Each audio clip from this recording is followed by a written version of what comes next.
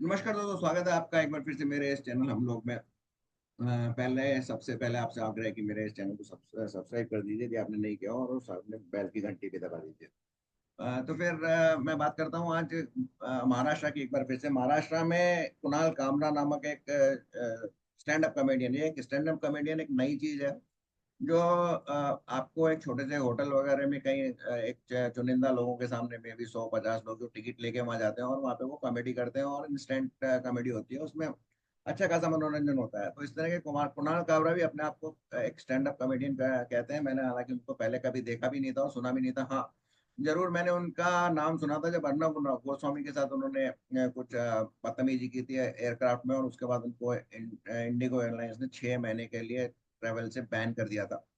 तो कुणाल काबरा ने कल एक खार के कॉन्टिनेंटल होटल में के एक हॉल में स्टैंड अप कॉमेडी कॉमेडी के नाम पे कुछ तंज कसे थे। एक कविता के रूप में, एक पैरोडी के रूप में एक महाराष्ट्र के मुख्यमंत्री, वर्तमान उप मुख्यमंत्री और पूर्व मुख्यमंत्री एकनाथ शिंदे को, और उनको कहा था कि कोटा दाढ़ी वाला है, ऑटो रिक्शा से आया है और एक गद्दार है। फिर उन्होंने ये भी कहा कि मतलब इसने अपना बाप बदल लिया। मतलब डायनेस्टिक पॉलिटिक्स में लोग तो बाप का नाम लेके चलते हैं, इसने तो दूसरे का बाप ही ले लिया। इस तरह से उसने कही। तो ये कहा जाए तो ये मेरे हिसाब से व्यंग भी नहीं है, ये हास्य भी नहीं है, ये एब्सोल्युटली पॉलिटिकल स्टेटमेंट था। और इस पर जो प्रतिक्रिया शिवसेना की आई वो एकदम एक्सपेक्टेड लाइंस पे थी। और मुझे खुशी है कि शिवसेना अपने पूर्व रूप में जैसी वो जानी जाती थी वैसी आई, और उन्होंने इसके खिलाफ एक्शन लिया और कुणाल कामरा की अरेस्ट की भी मांग की। मुझे ये समझ में नहीं आता है कि लोग जो कॉमेडी के स्टैंड अप कॉमेडियन को सुनने जाते हैं ये किस लिए जाते हैं वहां पे, ये क्या इनका पॉलिटिकल एजेंडा होता है? वैसे कुणाल काबरा ने तो पहले भी कहा था कि मैं एक तोड़ फोड़ गैंग का आदमी हूँ, तो उसको तो उसी तरह से ट्रीट किया जाना चाहिए। ना वो कॉमेडियन है, ना कोई साहित्यकार है, और न ही कोई कथाकार है। एक प्योरली लेफ्ट विंग का पॉलिटिशियन है। और उसने अर्नब गोस्वामी को जो परेशान करने की कोशिश की थी एरोप्लेन में, उसका वीडियो मैं आपको दिखाने की कोशिश करता हूँ।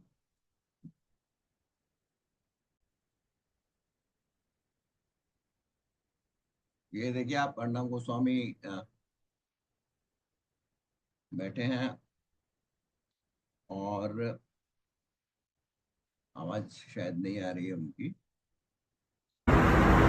Here I'm asking coward Arnab Goswami questions about his journalism, and he's doing exactly what I expected him to do. He's being a coward. First he called me mentally unstable, and now he's saying I'm watching something. He's not ready to answer my question, viewers. Viewers today want to know if Arnab is a coward or a nationalist. Arnab, this is for national interest. I am part of the Tukre narrative. You should deflate me. You should take enemies of the state down. You should make sure that the country is in safe hands of Narendra Modi. You should fight against dynasts like Rahul Gandhi, who I support, on 10th Tughlaq Lane. Arnab, you should have a reply, Arnab.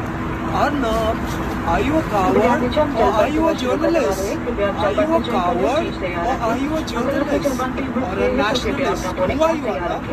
Who are you? Tell me, Arnab. Tell me, I'm here waiting for answer. You will have no answers. As I expected, your cowardice has got the better of you.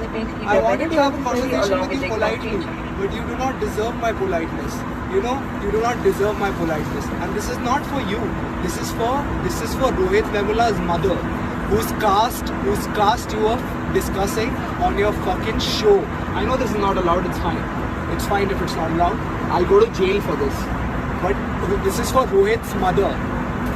And go fucking find time and read that 10-page suicide letter that Rohit wrote, so that you have some emotion or some heart, or you just become human. Just become human. Do that in your free time, you nationalists. Here I'm asking.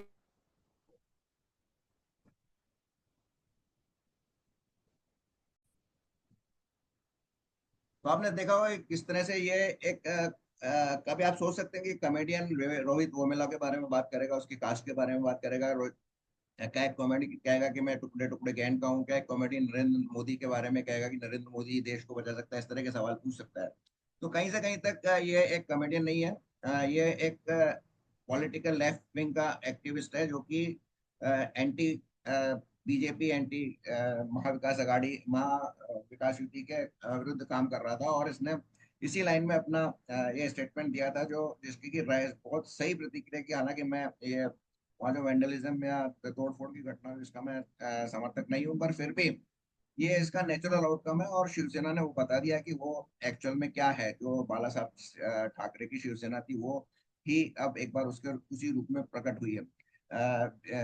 Shiv Sena के एक विधायक ने उनके गिरफ्तारी की मांग की है। मिलिंद देवरा ने भी कहा है, जो कि आज वर्तमान में शिवसेना की, कि इस तरह से नहीं किया जाना चाहिए था। लेकिन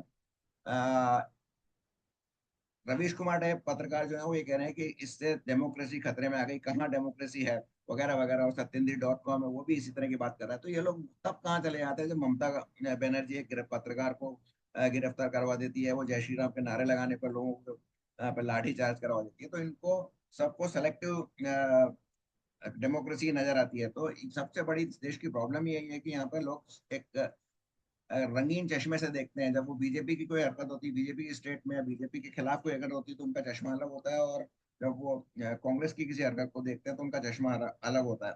तो स्टैंड अप कॉमेडियन के नाम पे कुणाल कामरा एक लेफ्ट वामपंथी एक्टिविज्म कर रहे हैं। और वो मुझे नहीं समझ में आता है कि उनको इसके कहने से उनको क्या फायदा होने वाला है, और क्या किसी पार्टी को फायदा होने वाला है।